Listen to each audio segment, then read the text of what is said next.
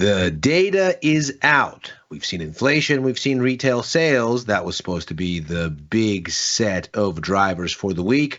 So what do markets have to show for it? That's what we're going to talk about here today on Macro Money. I'm Ilya Spivak, head of global macro at tastylive. And what we are going to do here is essentially unpick why this data was so important, what it told us versus what it didn't, and what the markets have actually done in its wake, because that part of the story is perhaps the most actionable and the most speaking of what the trade in all of this is going to be. So let's quickly review. We came into this week with this having been last week's performance. Obviously, we can very readily catch the theme, so we're not going to spend too much time on it reviewing, but we can see here stocks had an awful week last week, down over 2% apiece on the S&P and the NASDAQ, and it's because yields surged. The 10-year up 3.5%, the 2-year up 2.3%. Those are not the quotes on the yields. Those are how much those yields moved. So that's obviously a significant jump. Dollar strengthened against both euro and yen, its main counterparts. And all of that is in the wake of strong U.S. economic data, signaling to the Federal Reserve that there is less cutting to do, at least as far as the markets were speculating. And so yields shot higher, stocks came down as it seemed like the Fed would have to adjust even further, having watered down their Fed rate cut outlook already in December. We'll take a look at that momentarily here. So this is what we started with this week. This was the stage setting. Earlier in the week, we had U.S. PPI data, which was the first kind of batch of numbers. That one was relatively minor. But when that came in just a touch softer than expected, stocks briefly popped higher, although they ultimately didn't make much hay of it one way or another. And that suggested that the dynamic that we see on this graphic here, that held up. That is to say, the markets want more rate cuts, and they are unhappy with news that suggests they're not going to get them. So that's the stage setting, and that's how we started this week in price action. How did we do on the big data releases that were supposed to be watershed moments for the markets? Well, the first one, of course, US CPI. We can see here headline came in exactly as expected, 2.9% year on year. But we did get some favorable twitching at the core, 3.2% year on year, which is, needless to say, better than the 3.3% expected, and actually quite a significant milestone, albeit just 1 month. But this is actually the first time that core inflation has come down since September. The year-on-year rate came down from 3.2 to 3.3 August to September, and then for 3 consecutive months idled at 3.3%. So this is a bit of progress here. If we look at the breakdown, moreover, it is suggesting that we have the inflation occurring in an area where the Fed cares about it less, and the disinflation occurring in the area where the Fed cares about it more. So we can see the downswing really comes from the core side of things, and where you get the positive inflation is in energy. Now, of course, the reason that the Fed primarily looks at core readings is because, first of all, it has no agency over global energy and food prices. And of course, secondly, as we just saw from this chart right here, all of the inflation currently lives in the service sector. So although here the contributions from goods and from food and certainly from energy are higher month on month, so they are more significant here than they were in the prior month, which is how you read this chart. The contribution from energy, for example, was still negative overall. It's just in November, it was negative 21 basis points of a overall contribution to the headline number, whereas in December, it was just 4 basis points.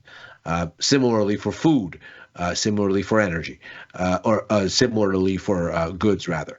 Goods still a negative contributor overall, 10 basis points, just less so than the prior month, which is how you see that slight uptick here.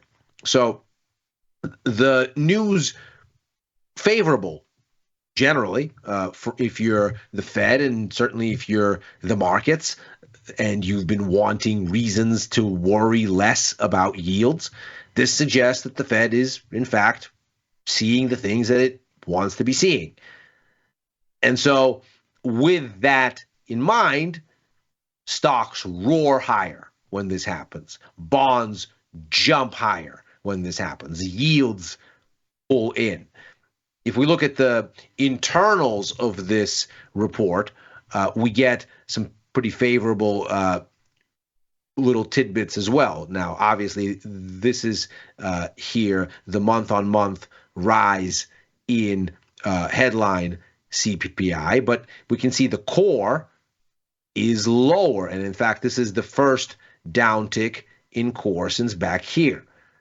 So, and the lowest that we've seen since basically July. This is the first time that we actually go negative on core. You can see this is a significant sort of difference in how this is lining up. So on the whole, encouraging. Moreover, if you look at these frequency measures, the 3-month annualized and 6-month annualized, this is what the Fed looks at to get a sense of nearer term dynamics. We can see that the 3-month headline and the 6-month headline, they're still rising. These bars are getting higher, and in December, they got higher than the prior month. But you're starting to see, very helpfully, a turn in the 3-month core annualized. So the yellow bars seem to have found a peak and have started to tick lower. It's not showing up in the 6-month numbers yet because, of course, they're more smoothed out and that effect isn't there. But this is an important step in the right direction, it would seem, in the trajectory of core inflation, which seems to have been rising since July, kind of stalled October into November, and now has started to tick lower. So all of this is encouraging. And it makes sense why stocks rallied on that. It made sense why bonds rose. It made sense why the US dollar weakened a bit as its yield support waned somewhat. It was more encouraging news on retail sales. So the expectation was a 0.5% increase. It ended up being a 0.4% increase. Not a huge difference and not a major adjustment, but nevertheless, this looks less like something screaming for the Fed to abandon rate cuts than something that calls for hawkishness. So when you look at this on balance, if the risk was going to be that this would beckon the Fed to action, much like ISM and NFP did last week, and indeed consumer confidence numbers as well, if you thought those things were scary because they would mean the Fed would abandon the cutting cycle altogether or some version of that, then these are not numbers that point in that direction, and helpfully this is event risk out of the way, which could have shown those things and didn't. And that should be encouraging.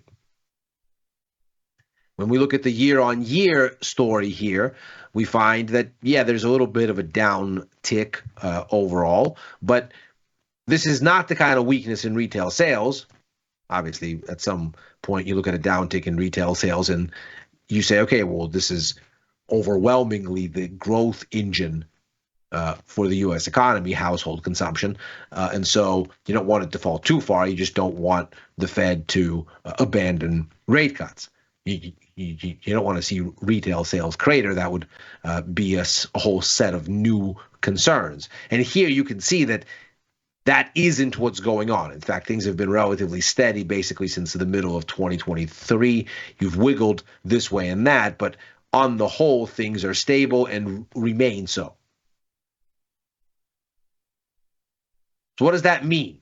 Well, if we take a look at the way that Fed policy expectations have evolved, we can see that they haven't really changed much. In the onset of the hawkish repricing that we've seen playing out in markets since the Fed issued its 50 basis point rate cut in September, sort of in the context of those moves, what we find here is that we had the adjustment occur. Here's the September curve where the Fed said 100 basis points in cuts in 2024 and the same in 2025. And here's 50 basis points up front. This was obviously very, very dovish until the Fed started to look to markets like it was too dovish, which happened virtually in tandem. The market looked at this and said, okay, wait a second. We know that we've been calling for you to start cutting rates, but this is a lot, and the economy isn't nearly cool enough to justify all of those kinds of things. Not to mention, we're about to get a new administration in the White House with a set of policies that generally, in isolation, obviously we'll see how they work together, but in isolation are all inflationary, boosting growth through tax cuts and deregulation. Yes, is good for growth, but also more growth is inflationary. Tariffs are essentially a sales tax on imports. That's inflationary.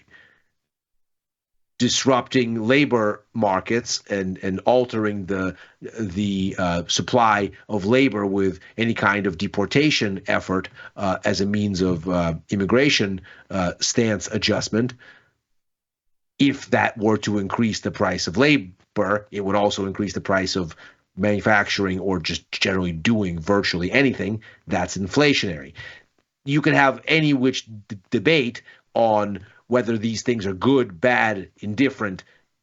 For our purposes in looking at how the Fed is going to respond to these things, we just look at this as an inflation catalyst.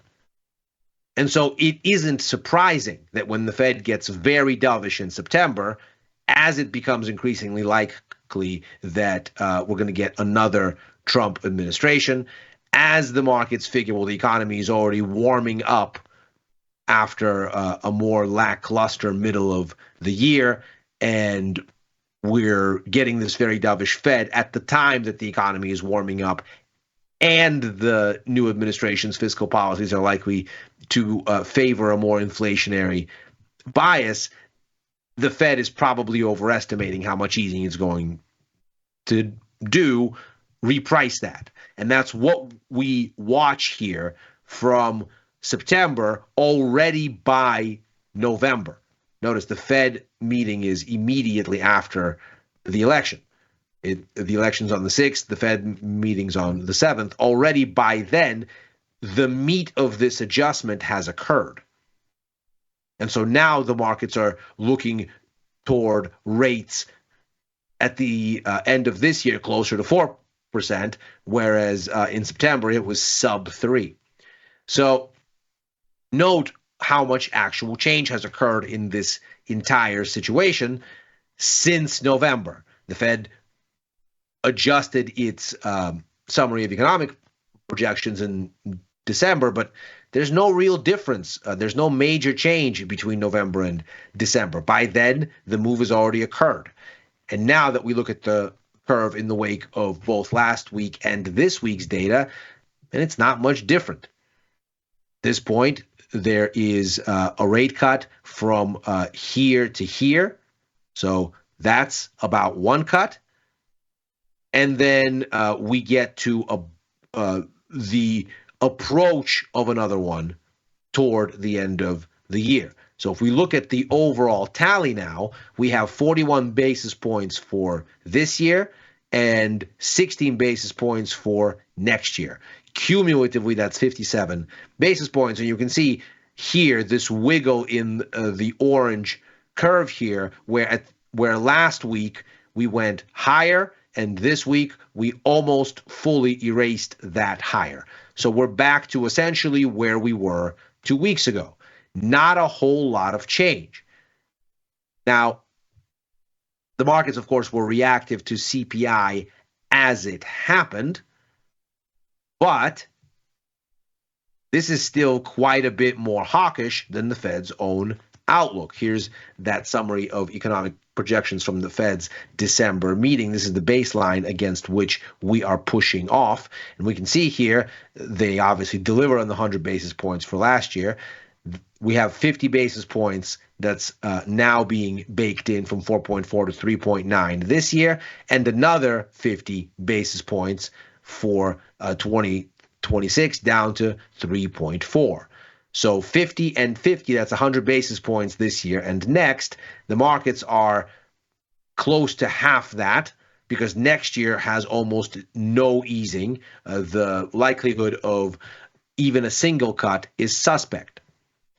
And so what's interesting then is the markets have taken heart in this CPI number, and it seemingly had all of the effects that one might expect, except it hasn't really given equities nearly the boost that one might have thought it would, given last week's pain that equities succumbed when things were going in the other direction. So if we take a look here, we can see bonds understandably reflecting the revision on the outlook here. So we had more cuts back on the table as we got this move in the tally for this year, back closer to 2 cuts. Not surprisingly, bonds go up. This is the long bond right here, comes off its low and starts to essentially reset to where it was at the start of the year. Note, all of the early moves here essentially erased in a day, or early moves for 2025 over the course of yesterday. And today, with those retail sales numbers coming in a little bit softer, we get bonds continuing to rise, yields continuing to correct lower. It's a similar story for the US dollar. It has continued to correct lower through this period as its yield backdrop improves. It seems to be starting to move into a better direction. But then we look at what is going on with stocks. And this is where things start to look a little bit more questionable. Because here, obviously, we have a massive rally yesterday. That much is clear. There it is. But as we continue to see progress on the dollar, as we continue to see progress on yields, that is to say, yields are pulling in, bonds are going higher, stocks can't make hay of it. The S&P 500 stuck at the bound of the lower highs, lower lows trajectory here, basically carved out since the beginning of December. Moreover, we can see that the uptrend from August is broken. So how much of a massive decline this is? Well, it's not that massive. We're just kind of inching downward. But the real story here seems to be that even as retail sales went in the direction that the markets ostensibly wanted, even as we got yields to come in more, the dollar to come in more, stocks could not take lasting comfort in a less hawkish sort of Fed view. And that is asymmetrically negative, just in terms of what we've seen already. Because if the markets are going to sell off on a hawkish Fed, at least as far as expectations shift, but then can't rally on a less hawkish Fed, well, then that seems to suggest a bias. It seems to suggest the markets are facing some sort of underlying heaviness that's pulling them lower, whereby they're finding reasons to sell off, but then when those reasons invert, that's not good enough to rally in earnest.